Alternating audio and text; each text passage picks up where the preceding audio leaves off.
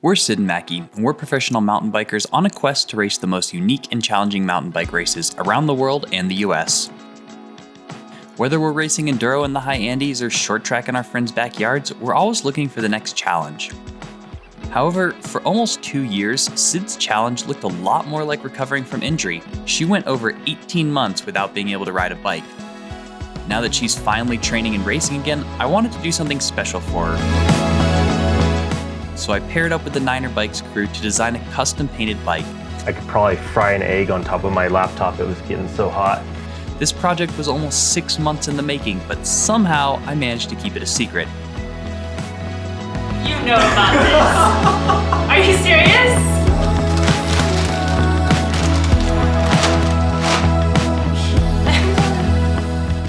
And today, she's finally going to ride it.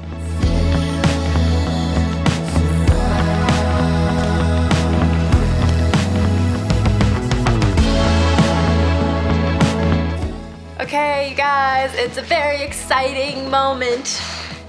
We finally get to start building up my new custom painted jet. If you haven't seen the video of how Mackie surprised me, Mackie and all of the guys at Niner completely surprised me with this custom painted frame.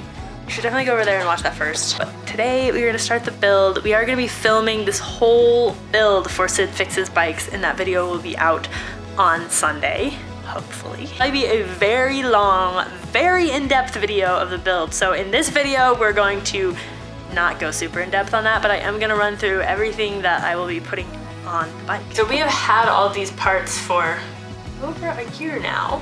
If you're wondering how we got a hold of all this, we've pretty much been sitting on it because we knew we were getting jets last year, but then I didn't get one because I was injured all year and blah, blah, blah, blah.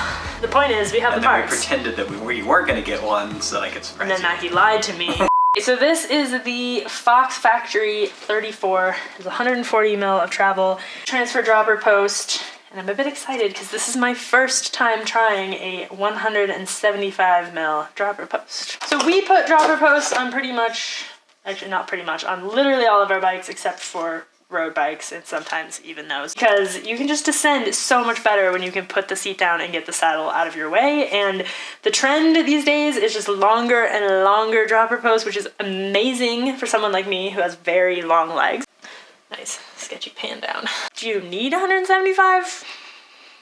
Guess you're gonna find out. I guess I'll find out. Maybe I will be like, after I ride this, I'll be like, this is what's been missing in my life. I will be doing a full Shimano XT build. Shimano has 3 kind of tiers of their upper end mountain bike stuff. So there's XTR, XT, and SLX.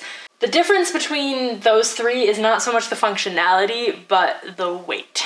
So they're all great components.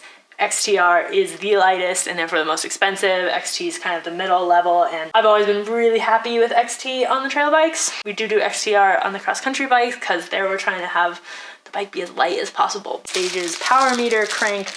This is the Shimano XT crank. So we send our cranks 2 stages. They have a program called Factory Install where anyone can send in a crank and they add a power meter to it. So this is basically just a little stress gauge. Is that what it's called? Strain gauge, yep. Strain gauge. Strain stress. I'm stressed about the strain gauge. Tells you how much power you are putting into the pedals. I'm going with a 32 tooth chainring. I like to go easy up hills sometimes, unlike some people. Got a shifter. We've got our cassette, 12-speed cassette. You can use a Shimano chain on a SRAM drivetrain or vice versa, but you cannot use an 11-speed of either of those on a 12-speed system. So, just a thing to check. We've got our bottom bracket, Shimano XT brakes. These are the 4-piston trail brakes, I'm pretty sure. Never know what to make of all these numbers on the back. Anything that says 8100 on it is XT. Is XT. That I knew.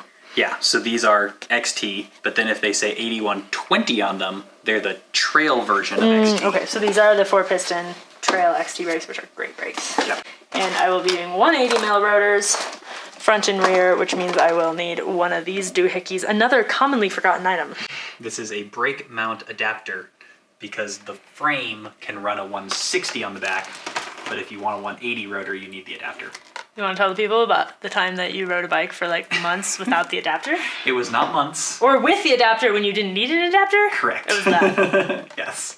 I was like, why does this brake suck so badly? And I'm not getting as much braking power as I should. Well, only half of it is touching the rotor.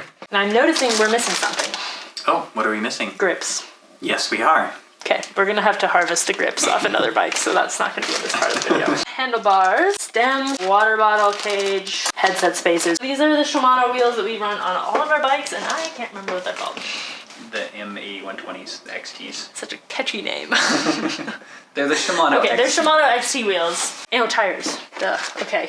Toria Sierra. It's a downcountry tire. I hate the term downcountry. Here's why I hate it. It's not like I get it. I get that they're trying to make cross country cool again, which I think cross country riding can be very cool. But I think it's like a little insulting to be like, oh, we have to call it down country because the only cool part is going downhill. Yeah. I mean, what is different is that these bikes now can't, like these cross-country bikes can descend. Like, I like that. I like the things that are called down country. I just wish that we couldn't just call them actually decent cross-country components for once. That's my new marketing slogan. I think we got everything except for the grips. We'll find out tomorrow what we don't have. No, I know what else you're missing. Uh-oh. Yep. What? Well, give me a hint. You would be so sad not to have this. My bottle cap. Well, that too. No, you would be so in physical pain not having this. Oh, I do. Okay, this isn't what you're talking about, but we didn't talk about the shock, but that's because that's on the frame That's currently. true. But it will be a Floatex. I mean, it is a Floatex. It's already on the bike. A saddle. Yes. You would be in so much pain. I think we're ready to go. No, there's also one more thing you're missing. Oh my god.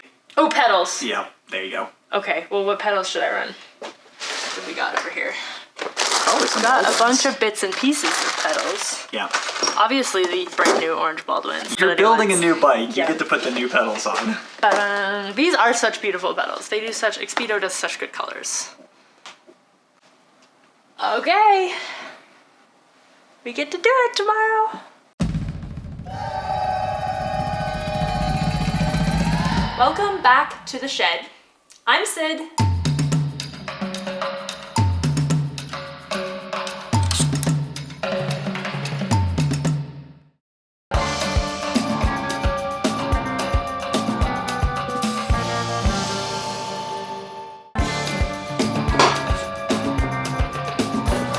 There she goes.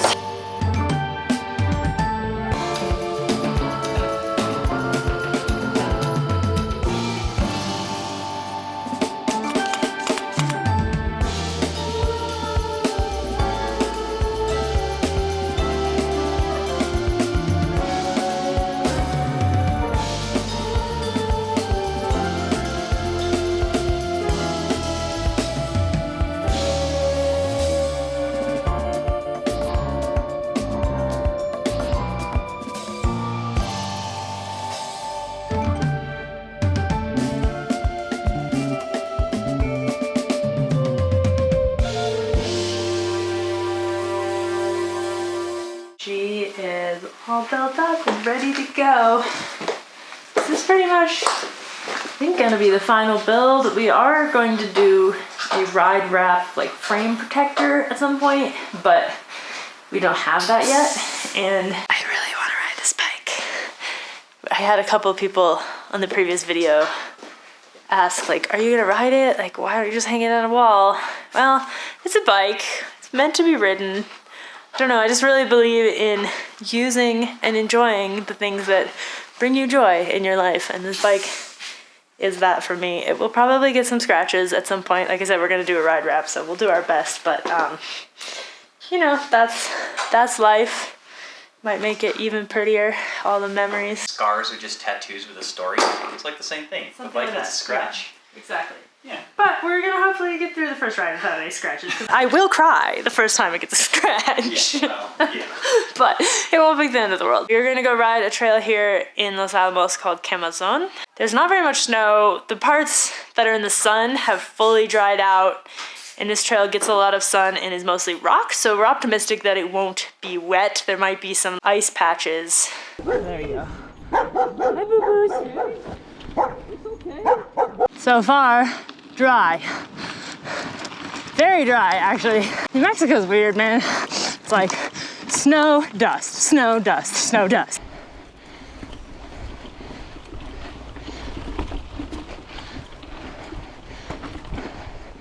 Amazon Trail is one of our favorite trails here in Los Alamos. Like much of the terrain around here, it is mostly made up of volcanic tuff. This tuff rides similar to the sandstone slick rock found in Moab and other parts of Utah, but it's much softer. In a few places, you can even see wagon ruts from when this trail was used to connect Los Alamos with grazing grounds in Valles Caldera. However, you're more likely to notice the bulldozer tracks from when firefighters drove a bulldozer up the trail to fight the Cerro Grande fire in 2003, and then again to fight the Las Conchas fire in 2011. With 1,400 feet of climbing over 3 miles, this is a solid climb, but it's completely worth it for the rocky and fast descent.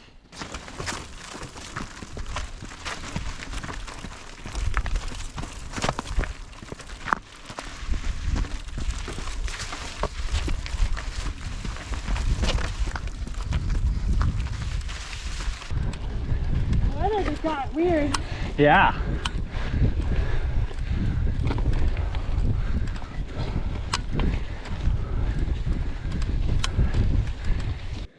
We found the snow. Yes, we did. So we're turning around before the top. As it turns out, climbing in snow is kind of hard. It really did go from, we're like, well, this is fine, we're doing great. And then we like turned the corner and it was all snowy. Time to see how it descends. Yes. Engage descent mode.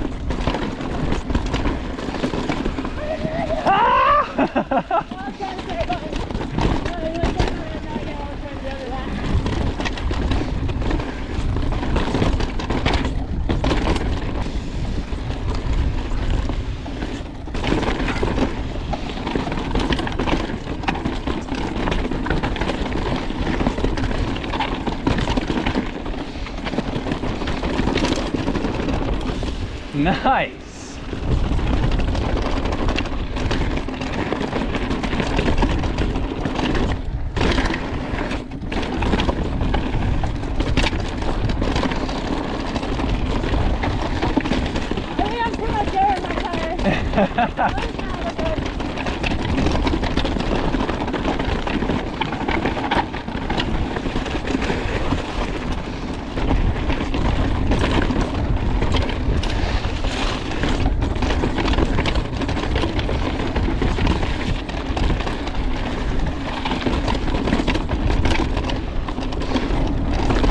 Woo! Nice riding. How's that bike feel? It feels good. Awesome. I think maybe need to speed up the lead on in the front a little bit. Could that be? Yeah, that seems, looking at you, it does seem like your rear wheel's coming off the ground more than your front wheels. Yeah. I might also, honestly, my arms are just really tired from this morning's workout. From this gym workout, yeah. I might not miss today. Yeah, it's probably not a good day not to. I'm just not compressing because my arms are tired. Yeah, that's fair. It feels very fast. It's almost like I can't hold on. Like, whoa, Nelly. Whoa.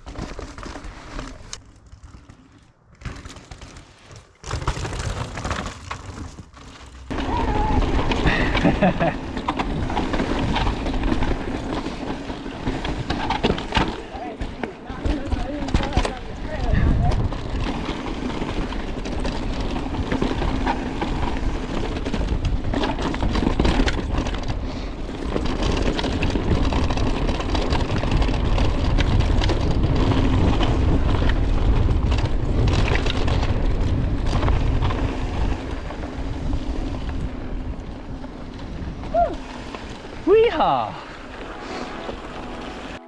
That was so much fun. I'm so glad that I got to ride the new bike before winter comes back again. It is supposed to snow again tomorrow, so we really squeaked in there with one dry-ish ride, and I am so grateful. If you are not yet tired of this bike, and I know I am not tired of it, you can watch the full build on Sid Fix's Bikes this Sunday. And in the meantime, don't forget to be more awesome.